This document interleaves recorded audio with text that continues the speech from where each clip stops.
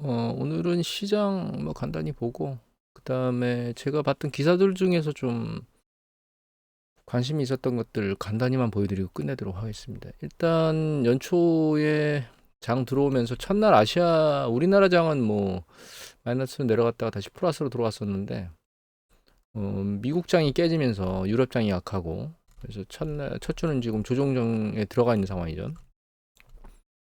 오늘도 3대 지수는 마이너스로 끝났습니다. 그래서 최근 움직임은 일단 사실 작년에 많이 올라왔죠.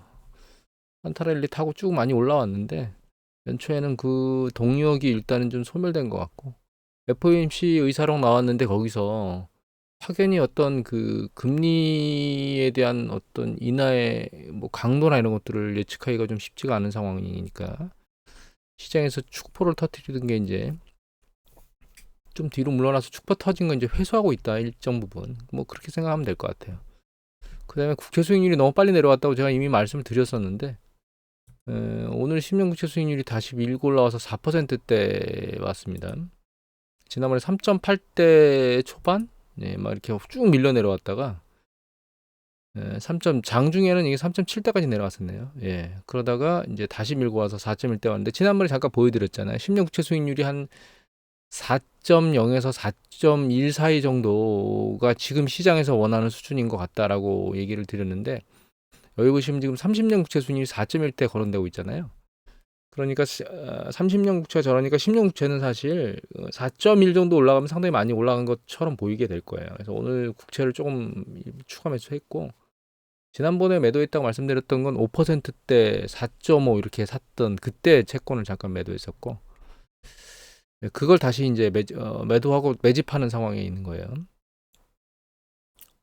이익 실현하고. 향후에 뭐 미친 듯이 막 10년 국채 수익률이 올라갈 이유는 현재는 존재하지 않습니다. 이거보다 조금 더 올라가면 4.1 정도 찍으면 아마 맥스를 찍는 게 아닐까. 그래서 그 시기에 이제 매도했던 걸 전부 다 매수할 생각이고. 그리고 달러 인덱스 같은 경우에는 바닥으로 딱 찍고 지금 반등했죠. 제가 이미 예전에 보여드렸었는데, 이게 유가하고, 그러니까 그 주가하고 달러 인덱스하고 반대 방향으로 최근에 움직이고 있다고 말씀을 드렸잖아요. 그래서 음, 이렇게, 예, 지금 최근 패턴은 달러 인덱스, 그러니까 주가가 올라가면 달러 인덱스가 떨어지고, 주가가 떨어지면 달러 인덱스가 올라가는 패턴을 보이고 있어요. 그래서 그 요 패턴을 일정 수준 유지할 거라고 현재는 보고 있습니다, 저도. 그래서 지금 주가 조정이 조금 더 일어날 수 있는 가능성이 열려 있기 때문에 달러 인덱스는 위로 조금 더 올라갈 가능성이 있다. 추세적으로 달러 약세가 보일 거다라는 얘기들이 많이 나오고 있거든요. 그건 왜 그러냐면 연준이 기준금리를 올리는 거를 멈췄기 때문에, 기준금리 하락으로 인해서 달러 인덱스 가격이 이제 달러가 가치를 잃는 거죠. 동력을 잃어서. 하지만 저는 그 강도가 엄청나게 셀 거라는 생각은 사실은 안 하고 있습니다. 왜냐하면 우리나라나 이런 일본이나 이런 경우에도 금리나 완화 쪽으로 움직일 수 있을 거예요. 물론 일본 같은 경우에는 완화가 아니고 긴축으로 간다 이런 얘기들을 막 해대고 있긴 하지만, 지난번에 봤던 것처럼 PPI하고 CPI, 그러니까 PPI가 급격히 내려간 걸 보여드렸죠, 일본. 그래서 소비자 물가 상승률이 지속될 수 있을지 없을지는 지금 확인하기가 상당히 모호한 상황입니다. 그래서 달러가 약세를 보인다 하더라도 그 강도는 그렇게 심하지 않을 거라는 생각을 하고 있습니다. 그리고 이제 기사들을 좀 볼까요? 글로벌 주가 잠깐 몇 가지만 볼까요? 달러 인덱스 S&P 500 지수 밑으로 밀렸고, 보시면 이게 그 스탁스 50이거든요, 미국에. 쭉 빠졌죠, 아주. 미국 빠지던 날. 얘도 다 단기적으로 상당히 많이 올라왔습니다. 그러니까 지금 이 조종은 단기 강도가 너무 세기 때문에 조종받는 거라고 생각하시면 돼요. 특별한 이슈가 있는 건 아니고 단기 강도가 너무 세기 때문에 조종받는다고 생각하시면 됩니다. Nikkei 같은 경우에는 일단 잘 버티고 있고, 인도 지수도 가장 강하죠. 인도 지수가. 우리나라 같은 경우에는 쭉 뻗었다가 다시 밑으로 세게 밀렸습니다. 우리나라 사실 강도가 가장 약해요. 아시아 시장에서 놓고, 물론 우리보다 약한 데가 있죠. 어디 중국입니다. 중국 최근에 이제 너무 많이 떨어진 거 아닙니까? 반등할 것도 됐다고 얘기를 드렸을 때 잠깐 반등을 하긴 했는데 그 강도를 유지를 못하고 있어요. 그러니까 얘가 다른 주식시장에 비해서 강도를 유지 못하면서 밀려 내려왔잖아요. 최근 후반부에 막 튈 때도. 그런데도 불구하고 여기서 최근 세 차례 좀 올라가는 것처럼 보이더만 글로벌 시장 조정받는 거 보고 다시 밀려 내려오고 있거든요. CSI 300은 더 심하게 밀려 내려오고 있는데 이런 걸 보면 중국 지수는 뭐를 해도 지금 강도 반환이 안 되고 있다. 이렇게 이해를 하시면 될 것 같아요. 그래서 제가 강의관 PB분들한테 얘기할 때 시진핑 리스크라고 얘기를 드리는데 사실 주식시장이 중국 주식시장이 강도를 세게 받으려면 완전히 노선이 바뀌거나 시진핑 신변에 혹시라도 정치에서 빠져야 될 어떤 그런 큰 이슈가 발생한다거나 아니면 전향적인 전환? 외국 투자를 받아들이려고 하면서도 간첩법이나 이런 얘기들을 하고 있는데 그런 것들을 완전히 뒤로 회수하고 당긴다거나 아니면 중국 내에 외국인 투자들의 그 주식 투자 자율화 뭐 이런 것들을 한다거나 이렇게 아주 공격적이거나 큰 이슈가 있지 않은 이상 얘가 튄다 하더라도 글로벌의 다른 주식 시장을 들고 있는 것보다 상대적으로 우월하게 튈 수 있는 가능성은 지금으로서 낮다. 그래서 중국 시장을 들여다보려면 결과적으로 정치적으로 바뀌어야 된다. 이렇게 생각을 해야 될 것 같아요. 기사들을 좀 보면 좀 지난 기사들입니다. 동아일보 기사고요. 김현수 특파원께서 12월 22일 날 올린 거예요. 작년 22일 날 12월에 한 10곳 절반은 경기 침체를 예상하고 있습니다. 그러니까 그 기준금리를 내린다는 것이 좋다고만 볼 수 없다라고 하는 거고 이게 주식시장이 어떻게 반응을 일으킬지는 사실 사전에 예측하기가 어려워요. 내려간 적도 있고 올라간 적도 있기 때문에 판단하기가 상당히 애매모호하고 다만 예전과 다르게 예전에 이제 그 글로벌 금융 그러니까 코로나 팬데믹 터지기 직전에 기준금리 내리면서 주가가 쭉 올라갔을 때는 연준이 보유 자산 규모를 줄이다, 그러니까 긴축을 하다가 QT를 하다가 다시 매집으로 돌아섰거든요. 그건 이미 차트를 보여드렸죠. 그 패턴으로 만들어지면 그 시기하고 동일하게 강력한 반등을 보일 수 있는 가능성이 높다고 생각을 하고 있습니다. 그거는 이제 그걸 계속 모니터링 해야 될 것 같고, 요거는 미국의 저신용 관련된 리스크가 지금 있어요. 그러니까 미국의 이제 저신용 기업들의 부채가 좀 금리가 높은 쪽에 있는 애들에서 자금을 조달한다는 거예요. 신용도가 낮은 애들이. 그래서 뭐 하이드 채권이라든가 레버리지론이나 이런 것들이 이제 신용등급이 낮은 애들이 고금리로 자금을 차입하는 건데 얘네들이 과거 한 4%대에 있던 게 지금 8% 언저리 혹은 그보다 높게 10% 언저리에 있다는 겁니다. 이 부분에 대해서 지난번에 말씀드렸던 게 이게 이제 요거 아니고 요겁니다. 예. S&P 글로벌 레이팅의 ICR 리스크 중에서 이 싱글 B 이하에 있는 애들이 1배대로 떨어질 거다. 그러니까 그 인터레스트 커버리지, 그러니까 이자 보상 비율이 떨어질 거다. 그리고 얘네들이 좀 좀비 기업으로 살기가 좀 쉽지 않을 것이다. 이런 얘기를 드렸잖아요. 그런 것들이 이제 이거하고 맞물려서 생각을 해보면 저신용 기업들이 뭔가 자금을 조달하는데 굉장히 어려움을 겪을 수 있다. 이렇게 이해를 하고 그리고 걔네들이 이자 보상 비율이 낮고 상황이 안 좋으면 얘네들이 지속적으로 파산할 수 있는 가능성이 있다. 이렇게 이해를 하셔야 될 것 같아요. 그리고 여기 보면 저신용 기업들의 만기 도래 일정이 보시면 2024년도, 25년도에 점점 커지고 있죠. 그러니까 좀비 기업들이 계속 파산할 수 있는 가능성이 높고 좀비 기업의 파산은 결과적으로 실업을 양산하잖아요. 그러니까 그 경제 소비 쪽의 활력도를 떨어뜨릴 수 있다라고 하는 부분들은 우리가 고민을 좀 해봐야 됩니다. 그래서 미국 경제가 금리를 좀 낮춰준다고 해서 확연히 갑자기 좋아질 것이냐 그건 아니기 때문에 그런 부분을 감안하고 우리가 포트폴리오를 해야 된다는 생각을 해야 된다는 거죠. 그리고 은행의 대출 태도 역시 상당히 높은 패턴에서 물론 최근에 좀 내려오고 있긴 합니다. 기업 대출의 그 기준이 이게 내려오는 게 상당히 강화된 상태에서 살짝 덜 강화되는 거지 완화되는 게 아닌 거거든요. 이 제로 수준에 있는 게 균형점인 거고 이보다 밑으로 내려오면 기준을 완화했다는 쪽이 많아지는 거고 이게 이제 강화하는 쪽이 많아지는 건데 완전히 쥐어짰다가 그걸 살짝 느슨하게 했다는 거지 이게 완화됐다는 뜻으로 받아들이면 안 됩니다. 사실은. 그리고 기업 부도율이나 이 전망이 있는데 이 실적치가 부도율이 계속 올라가고 있잖아요. 그죠? 전망치 같은 경우는 살짝 내려왔다가 멈출 거라고 생각하고 있는데 이거는 이제 상호 좀 모니터링 해봐야 될 것 같아요. 부도율이 더 치솟을지 안 치솟을지는 지켜봐야 될 상황입니다. 이거는. 그 다음에 요거는 이제 상업부동산 관련된 문제. 요거는 피치 레이팅, 그 피치사에서 나온 내용인데 이게 공실률이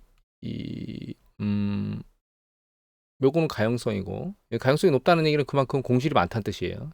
찾는 사람보다 그 나온 물건이 많다는 뜻인 거죠. 그 다음에 요 이제 빨간 게 요게 그 렌트. 그 다음에 요게 공실률. 렌트는 쭉 올라가다가 렌트 강도는 줄어들고 있고 공실률은 쭉 늘어나고 있죠. 그죠? 그래서 시장에서는 실제로는 좀 좋지 않은 상황이다. 빈 공실이 좀 많고 널널하다. 그리고 요거 같은 경우에는 이제 오피스 거래량인데 오피스 거래량 가격, 거래 가격입니다. 이거 거래 가격이 툭툭툭 떨어지고 있어요. 물론 올라가는 지역도 있지만 대부분의 지역은 떨어지고 있는 거죠. 뉴욕, 로스앤젤레스, 샌프란시스코, 워싱턴 이렇게 네 개의 주요 지역들을 얘기를 했는데, 그래서 지금 뭐 여러 가지 섹터들 중에서 여러 가지 섹터들인데 그 중에 가장 어려운 쪽은 오피스입니다. 다른 지역은 그렇게 큰 문제가 있는 것처럼 보이진 않아요. 오피스 쪽이 좀 안 좋은 걸로 나오고 있습니다. 그리고 요거는 펜션 앤 인베스트먼트 기사인데, 요걸 조금 더 먼저 봤어야 되나요? 상업부동산 말고. 이것도 ICR 얘기거든요. 이것도 ICR 얘기인데, 여기 보시면 이제 무디스 쪽에서 나온 B3 이하에 있는 신용등급의 그 ICR이 0.91배로 내년도에는 떨어질 거다. 1배 밑으로 내려가는 거죠. B3가 뭐냐? B3가 여기 보시면 이게 무디스 신용등급표거든요. 보시면 레이팅, 무디스 레이팅 스케일인데 보시면 여기 B3가 여기에요. 그러니까 상당히 투기 등급성 채권 중에서도 가장 하단급 쪽에 속하는 애들은 지금 영업이익으로 이제다 못 갚는 그런 상황으로 지금 가고 있는 거죠. 그러니까 계속 파산할 수 있는 가능성이 높아진다는 뜻입니다.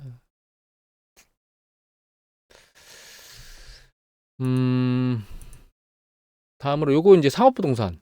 다시 이제 상업부동산으로 넘어갔죠. ICR에서. 이게 상업부동산 크레딧 IQ 쪽에 있는 보고인데 24년도 만기의 전망하고 뭐 이런 여러 가지 얘기들이 있는데, 상업부동산 모기지가 만기가 되는 게 이제 2024년도에 6,590억 달러. 그다음에 2025년에 5,390억 달러로 거의 한 1조 달러가 2년 만에 밀려 들어오는 거고요. 이게 유동화돼 있는 것들이 유동화돼 있는 것들이 있는데, 증권 유동화돼 있는 것도 2024년도에 한 2천억 달러 정도, 2,100억 달러 정도 만기가 된다는 겁니다. 이게 발행된 케이스고, 발행된 케이스가 이렇게 폭발적으로 발행됐다가 글로벌 금융이 두들겨 맞으면서, 이거 CNBC, 그러니까 모기지 관련된, 그러니까 담보대출을 상업화된 증권으로 만들어서 유통시킨 거예요. CNBS가. 글로벌 금융이 터지기 전에 폭발적으로 늘어났다가 완전히 쪼그라들었죠. 그 뒤에 이제 일정 부분 쭉 늘어나고 최근 추세는 이제 줄어들고 있긴 합니다. 근데 여기서 만기가 도래하는 2024년도, 2025년도에 돌아오는 만기에 멀티패밀리, 그러니까 이게 다가구 주택, 임대주택이나 이런 것들이죠. 그런 것들이 가장 규모가 크고, 오피스도 적지 않은 규모가 지금 만기가 도래되는 걸로 나오고 있어요. 이거는 실제로 발행된 만기가 돌아오는 것들에 발행된 해인데, 2021년도에 이 발행된 게 만기가 돌아오는 게 굉장히 큰데, 이걸 왜 보여드리냐면 2020년도, 2021년도가 금리가 낮은 시기였거든요. 그때 금리가 낮은 시기에 발행된 게 도래하니까 이 금리가 굉장히 높게 발행되겠죠. 그리고 이 이전에도 금리가 상대적으로 낮은 수준을 굉장히 오랫동안 유지했었기 때문에 기준금리가 2.5까지가 올라갔었거든요. 2018년도, 2019년도 요 시기에 2.5까지 올라간 게 다였기 때문에 지금보다 훨씬 더 낮은 시기에 있었던 그 발행된 것들이, 이건 전부 다 그런 것들이 지금 뭐 높은 기준금리가 뭐 5.5대에 있는 상황에서 지금 상환을 하거나 대환, 그러니까 이제 추가로 받아가지고 만기를 연장하는 그런 것들을 해야 되기 때문에 자금 조달 비용이 많이 올라갈 거라는 거죠. 그 정도까지 보면 될 것 같고, 그리고 또 한 가지 이 내용 중에서 봐야 될 거는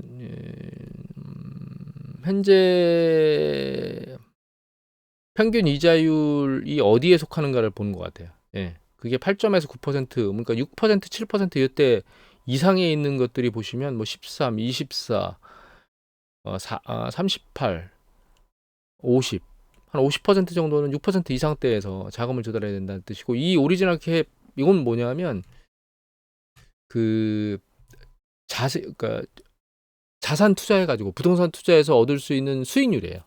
그게 4% 미만인 게 35%나 된다는 겁니다. 이게 지금 채권 수익률이 10년 국채 수익률이 3.8 뭐 이렇게 되잖아요. 단기 채권 수익률 같은 경우에도 지금 오늘 4% 찍었죠. 10년 국채 수익률이.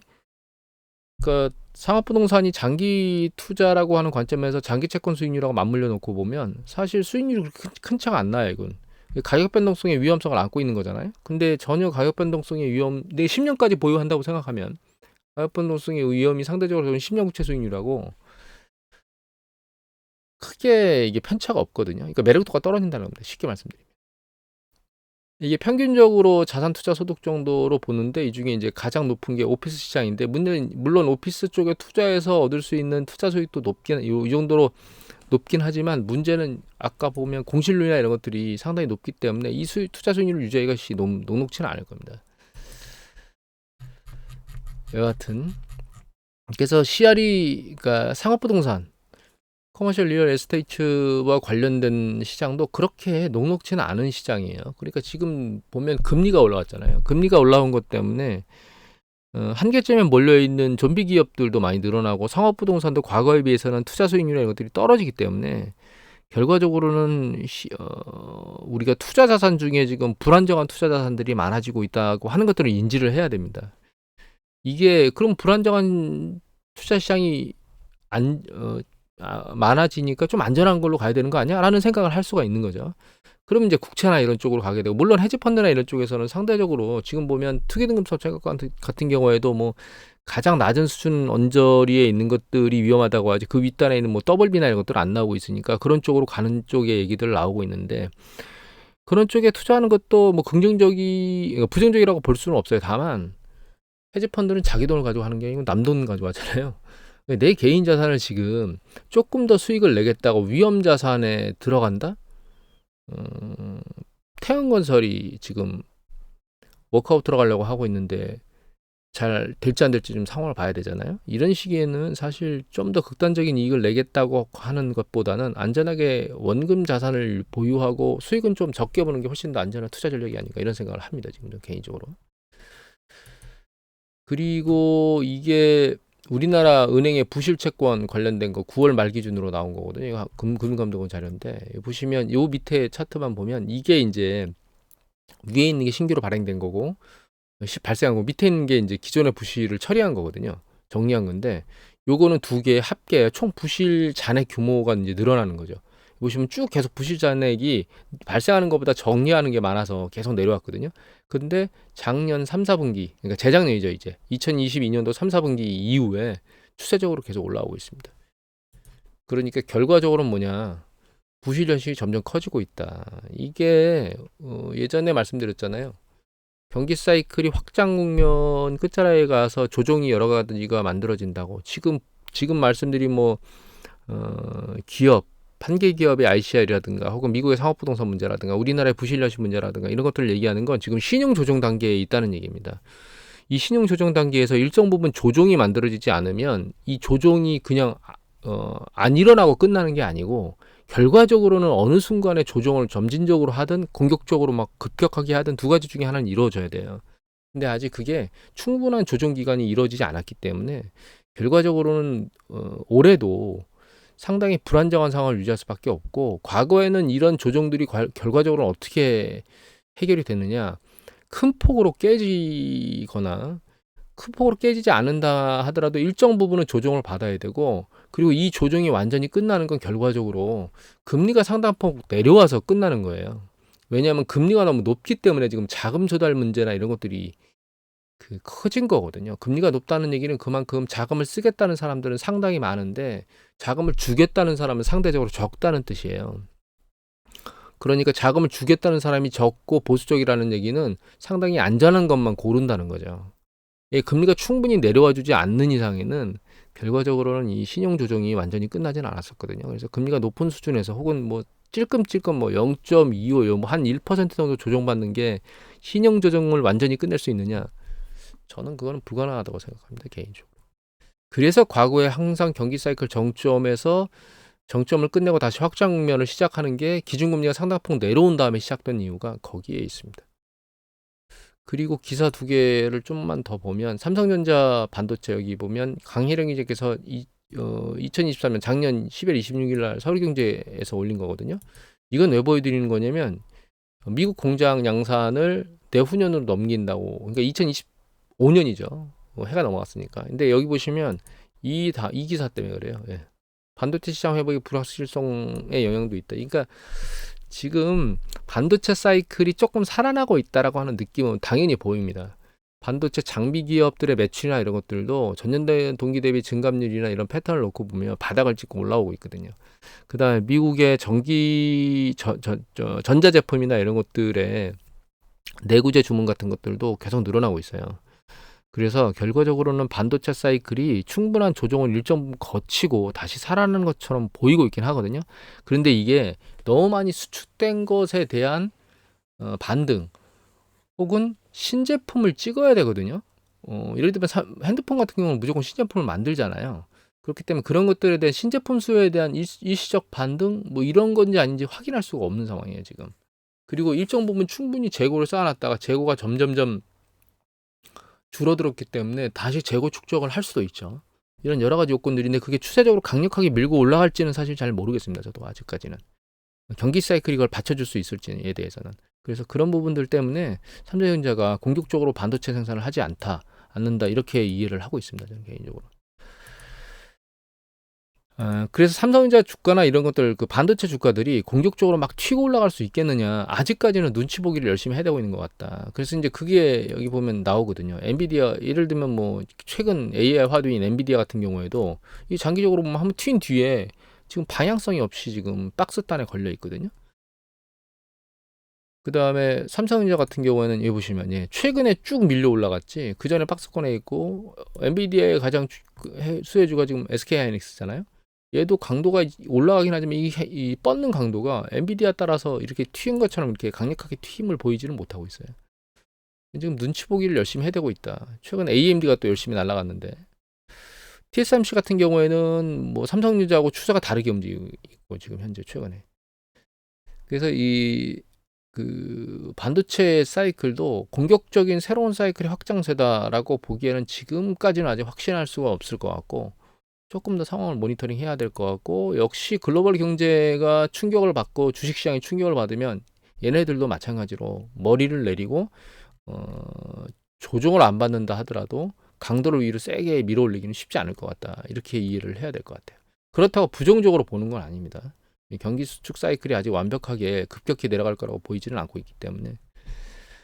그리고 한 것만 더 마지막인데요. 이거는 네이트 뉴스라는 게 있습니까? 하여튼 네이트 뷰에 뉴 오토 포스트네요. 10월 23일 날 누가 올리셨나? 누가 올리셨냐 안 나왔네요. 이 차축을 받쳐주는 이거 테슬라입니다. 이 앞바퀴 차축 바뀌어주는 이 앞바퀴의 이 서스펜션이 고장이 나가지고 이걸 고객 탓으로 돌린다는 기사가 나왔어요. 이게 지금 못 견디고 부셔진 거거든요. 이게 사고가 나서 부셔진 게 아니고 지가 부셔진 겁니다. 이게 서스펜션이 깨져가지고 이 출고 하루 만에 주저앉은 차가 수리비 1,800만 원 고객 부담이라. 이게 자동차를 만들려는 회사가 아니잖아. 얘도 차축이 부셔졌네요. 그래가지고 여기 중국에 이 사람이 올라왔구나. 저는 사실 이 테슬라 자동차가 그 굉장히 오랜 동안 만들어진 뭐 독일이나 여러 자동차 업체들 있잖아요. 걔네들이 가지고 있는 그 자동차의 어떤 완벽한 기술력 이런 것들은 가지고 있다고 생각하지 않아요. 그래서 테슬라가 예를 들면 뭐 완전 자율차나 이런 것들에 대한 선호도가 높지 않은 이상 굳이 테슬라 차를 사야 돼라고 하는 생각은 개인적으로는 하고 있습니다. 사실은 이건 무조건 테슬라를 욕하려고 하는 건 아니고요. 그거는 BYD나 이런 쪽도 마찬가지예요. 사실. 그래서 전기차가 대세이긴 하지만 전기차를 구매할 때는 좀 여러 가지 이 상황을 모니터링하고 구매해야 된다는 생각으로 이걸 보여드리는 거고 만약에 이런 일이 자주 발생하는 건 아니잖아요. 근데 내가 이 일이 발생하면 얼마나 억울하겠습니까? 무조건 제가 테슬라라고 하는 그 일론 머스크는 사실 별로 좋아하지 않습니다. 그렇다고 테슬라라는 기업을 싫어하는데 그렇진 않아요. 다만 여러분들이 참고하실 만한 사항이다라고 해서 이 기사는 마지막으로 올렸습니다. 뭐 잡다한 얘기로 쭉 왔는데 오늘 이것으로 마치도록 하겠습니다.